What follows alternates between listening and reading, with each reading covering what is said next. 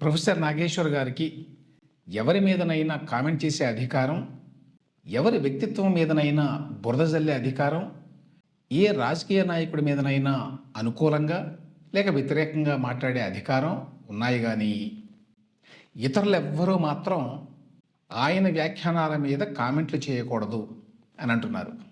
అంటం కాదు, ఆయన స్వయంగా తెలంగాణ డీజీపీ సివి ఆనంద్ గారిని కలిసి తన మీద సోషల్ మీడియాలో చేస్తున్నటువంటి దుష్ప్రచారం మీద చర్యలు తీసుకోవాలి అని కోరారని పత్రికలో వార్తలు వచ్చినాయి.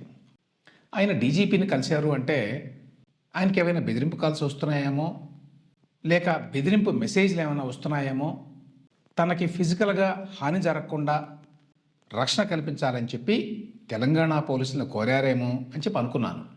కానీ సోషల్ మీడియాలో తన మీద దుష్ప్రచారం జరుగుతోందని, తన మీద ట్రోలింగ్ జరుగుతోందని, వాటి మీద చర్యలు తీసుకోవాలని డీజీపీని నాగేశ్వర్ గారు కోరడం చాలా ఆశ్చర్యకరంగా ఉంది.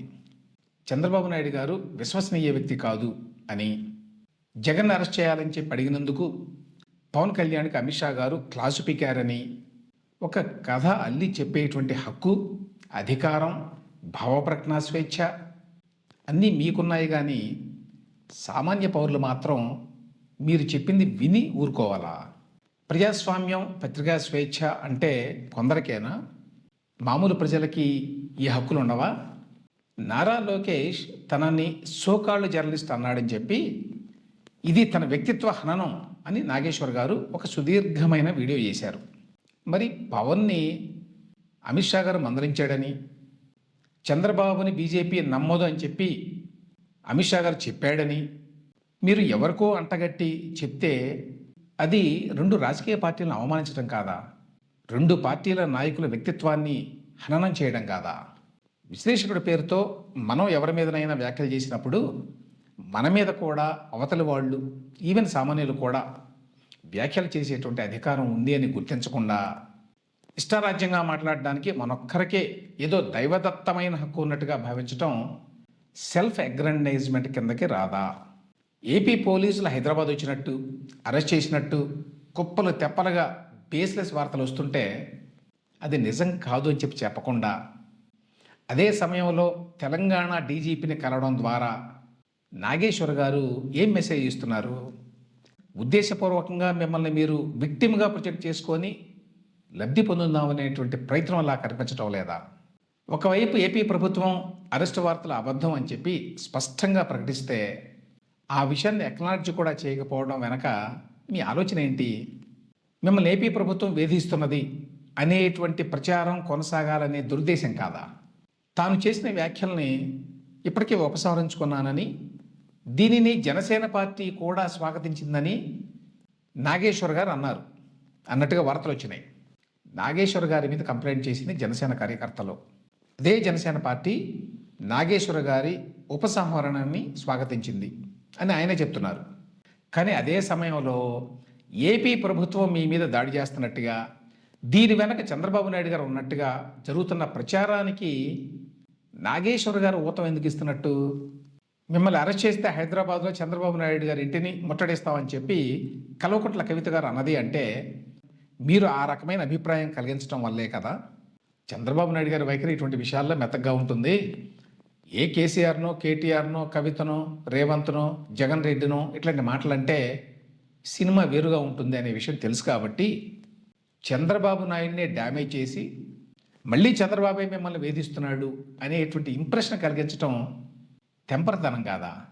ఒక్క చంద్రబాబు దగ్గరకు వచ్చేసరికే కులాలు, ప్రాంతాలు, రాజకీయ సిద్ధాంతాలు అన్నీ వచ్చేస్తాయి కాబట్టి ఆ ముసుగులో షెల్టర్ తీసుకోవచ్చు అనే ధైర్యంతోనే కదా ఈ విధంగా వ్యవహరిస్తోంది. మీరే బేషరతుగా ఉపసంహరించుకుంటున్నాను అని చెప్పారు కదా, రాంగ్ ఇన్ఫర్మేషన్ అని చెప్పి అన్నారు కదా, క్రాస్ చెక్ చేసుకోకుండా చెప్పాను అని కూడా యాడ్ చేశారు కదా. తప్పులు ఎవరైనా చేయొచ్చు, పొరపాటు అనుకున్నప్పుడు సరి చేసుకోవటం మంచి విషయం. మీరు సరిదిద్దుకున్నారు.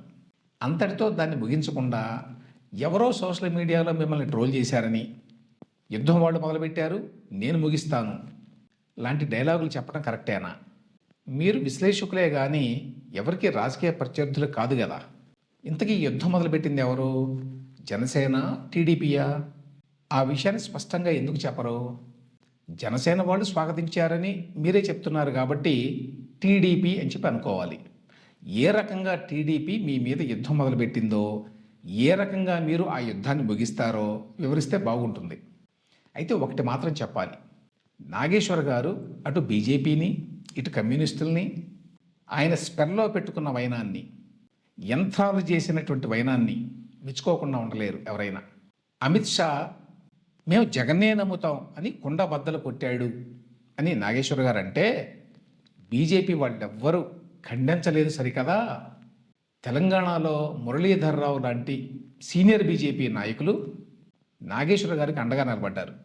నాగేశ్వర గారికి వామపక్ష భావజాలం ఉంది కాబట్టి సిపిఎంతో సన్నిహిత సంబంధాలు ఉన్నాయి కాబట్టి కమ్యూనిస్టులు ఆయనకు సపోర్ట్గా వచ్చారు అనుకోవచ్చు. కాకపోతే బీజేపీని పొద్దున్న లేస్తే వ్యతిరేకించేటువంటి ప్రకాష్ రాజు లాంటి వాళ్ళు వీడియో చేసి మరీ మీకు మద్దతు పలికారు. అటు కాషాయదారులు, ఇటు ఎర్ర చొక్కాల వాళ్ళు ఇద్దరూ కూడా మీరు ఏదైనా మాట్లాడవచ్చు, మిమ్మల్ని మాత్రం ఎవ్వరూ ఏమీ అంటానికి వీల్లేదు అని చెప్పి అంటున్నారు అంటే మరి నాగేశ్వర్ గారి అసాధారణ ప్రతిభ నిష్పాక్షిక జర్నలిజం నుంచి వచ్చిందో లేక అపార లౌక్యం నుంచి వచ్చిందో అంతుపట్టని విషయం.